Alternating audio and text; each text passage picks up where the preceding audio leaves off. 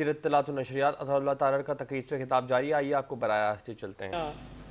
They bring a message of hope, a message of resilience, and a message of a shared and prosperous future.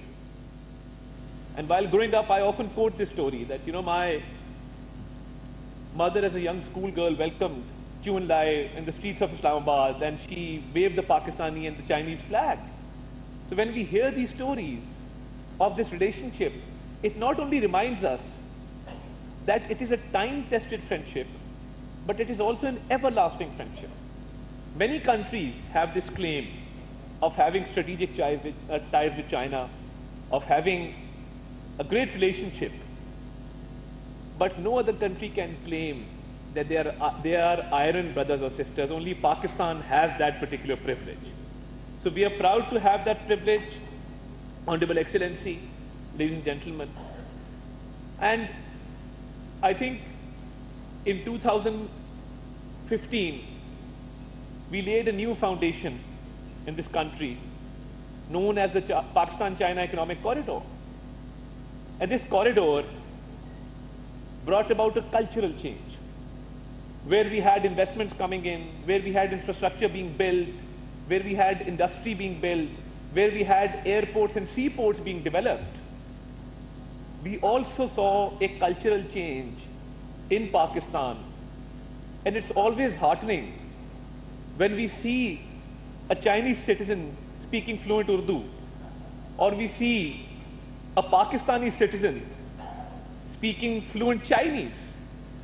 When Mustafa here speaks Chinese, if you close your eyes for 1 second, you cannot even tell that a Pakistani is speaking Chinese in the pure Chinese dialect and accent. This is a cultural change which CPEC has brought about. CPEC in Pakistan has broken a lot of barriers. It has broken the barrier of language, and it has broken the barriers of division. It has brought harmony. So the Belt and Road Initiative and CPEC being part of it, where it has brought development, where it has built roads and bridges and ports and industry, it has also built the everlasting bridge of friendship. And this cultural change that we see has now become part of our ethos as we move forward. And we were proud to have witnessed the first phase of CPEC and the visit of President Xi Jinping at that point in time will always be remembered as a turning point and as one of the greatest initiatives taken for the revival of our economy. And that visit brought along with it not only the economic benefits which we are reaping today, but also great opportunities for every segment of society in Pakistan. Be it the youth of Pakistan, be it the media of Pakistan, be it the industry of Pakistan. It created employment. And CPEC has only a positive connotation towards it. And as a Pakistani, I believe that when we talk about CPEC, only positivity can be associated with it. When we look at the digital age, and as Information Minister, I've developed Pakistan's first digital communication department. Why? Because there was no digital footprint. I had to change the rules of business and come up with the first digital communication department. Because the government of Pakistan believed for effective communication, there has to be a digital footprint, there has to be a digital segment. We are moving towards evolution. We've come up with the Digital Pakistan TV as an English STATCOM tool, which is now on the rise. Our viewership is growing, our outreach is growing. And it was my utmost duty to come up with these platforms, because this is not for me, not for my political party, but this is for the state of Pakistan. That whoever becomes information minister after me should have a robust system available to him or her, which can be used as a strategic communication tool. to further the state's interests. During the war with India, we saw a lot of misinformation coming in.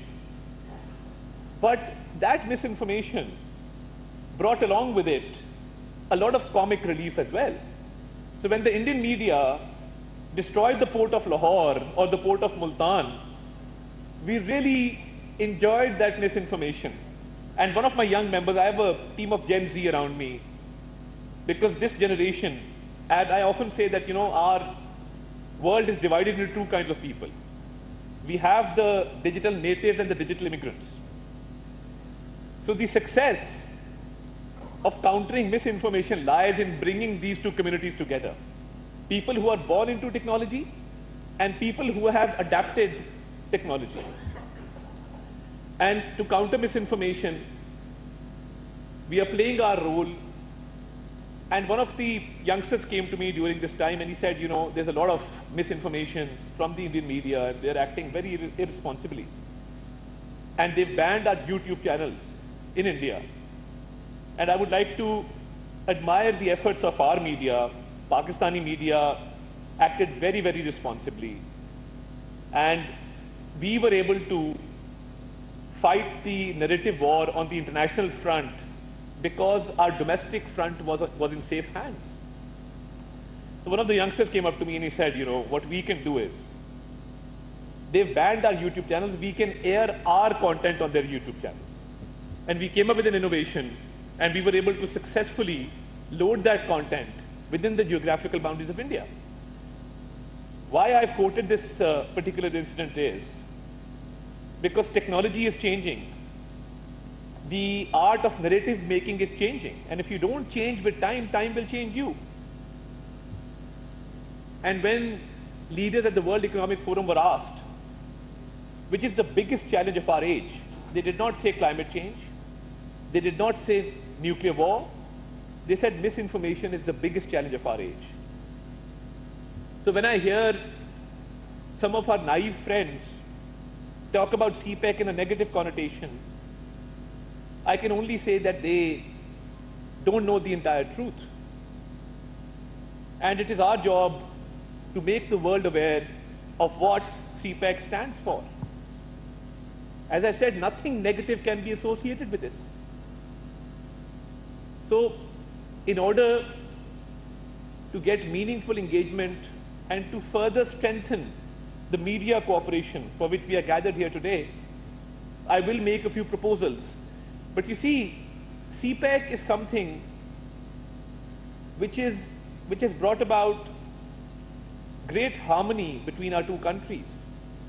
And the birth of CPEC 2.0 is a byproduct of CPEC 1, because CPEC 1 was launched successfully, which was mainly focused on G2G agreements, which is a success story in itself, starting from the establishment of the Gwadar seaport. And last year, when Premier Lee was here, we inaugurated the Gwadar airport.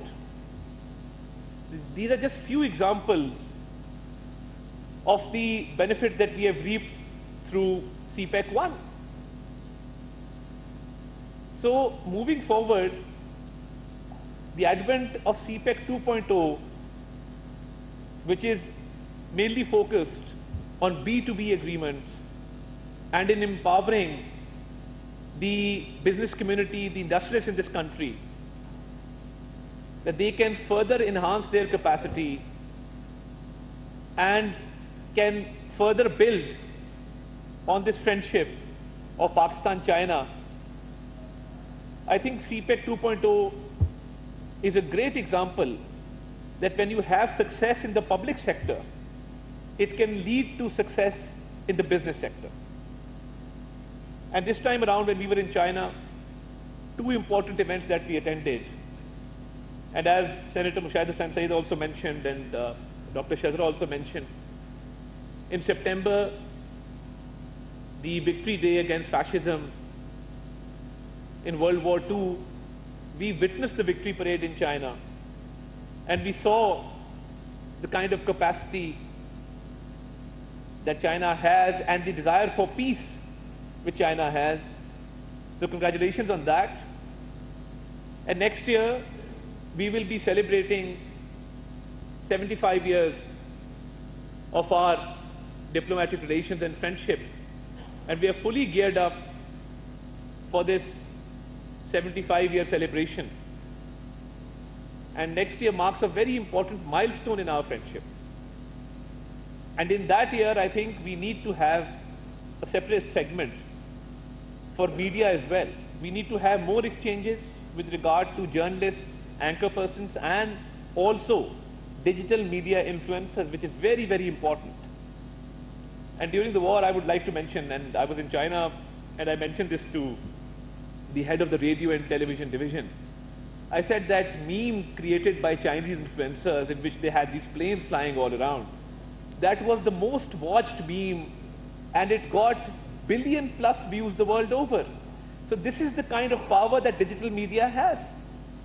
So we need to also strengthen the cooperation where we can have influencers in the digital realm coming from China to Pakistan and from Pakistan to China. So we need to move towards the digital realm also in order to strengthen our media cooperation. As CPEC 2.0 now focuses on B2B agreements, I think it will be befitting to involve the companies which are engaged in these agreements. And when we were in China, the second achievement that we had was that MOUs and agreements were signed worth $8.5 billion. So we need to involve the private sector also to tell their stories, how they have benefited from CPEC 2.0. I think we need to go into a public-private partnership mode in order to tell the good story of CPEC 2.0. Coupled with that, I have a few submissions for your kind consideration with regard to countering fake news and misinformation. I would suggest that maybe the Pakistan-China Institute can come up with a digital media platform to call out fake news and to label fake news circulating around CPEC as fake news and stating the correct facts. Maybe a fact-check forum can be created, which the government can support fully, which can be supported by the Chinese embassy, and Pakistan-China Institute can host that platform because it is a credible institute and it has the trust of the public and the private sector. So maybe if we can launch a fact-check forum with regard to CPEC, with regard to Pakistan-China cooperation, I think that will go a long way in not only strengthening the media cooperation, but also in getting rid of misinformation and stating the correct facts very, very timely. So if the Honorable Ambassador agrees and if Senator Mushaid Hussain Sayyed agrees to this proposal, we can work out the details in a smaller meeting and launch a fact-check forum, because I think it is the need of the hour that we need to have a fact-check forum. I'm very, very grateful. So this will, I think, help us in countering fake news and also strengthening the good stories that are coming out of CPEC 2.0. And there's great potential in CPEC 2.0, and I accompanied our Prime Minister Shehbaz Sharif to Beijing earlier in September. And the sentiment that we saw in China with regard to Pakistan, I think our friendship has reached new heights, and it is now up to us to tell these stories to the world. And we have a very good story to tell because we have a great history, a great legacy. And when we see our legacy that our elders have left behind, one particular image comes to mind. The last meeting of Chairman Mao with the then Prime Minister Zulfikar Ali Bhutto, it's a very, very historic meeting, a very touching picture which is now part of our legacy. So this great history has given us more motivation for a shared and a prosperous future. So I think we need to carry this great legacy forward, and we need to strengthen media cooperation, especially in the digital field, and we need to have more digital platforms to tell stories from both sides, from China, from Pakistan, and we need to have more exchanges where people can get together and discuss what Pakistan-China friendship actually stands for.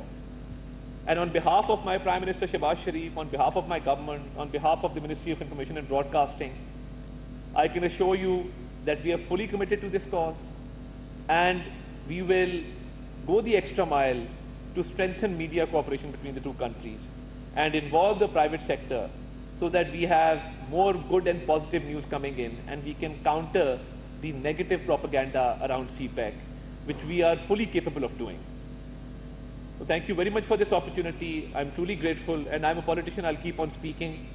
So we have a habit of listening less and talking more, but I beg your leave with this commitment that we stand committed to this cause, and I'm extremely grateful to Senator Mushaid Hussain Sayyid and the Pakistan-China Institute for giving me this opportunity. Pakistan, Cheen, Dosti, Hamesha Zindabad. Thank you very much. वफाकी वज़ीर इत्तलात और नशरियात अता तारड़ का तकरीब से खिताब जारी था। अता तारड़ का कहना था कि CPEC की वजह से कई तरक्याती मंसूबे बने हुए हैं। पाकिस्तान और चीन की दोस्ती तारीखी और मिसाली है।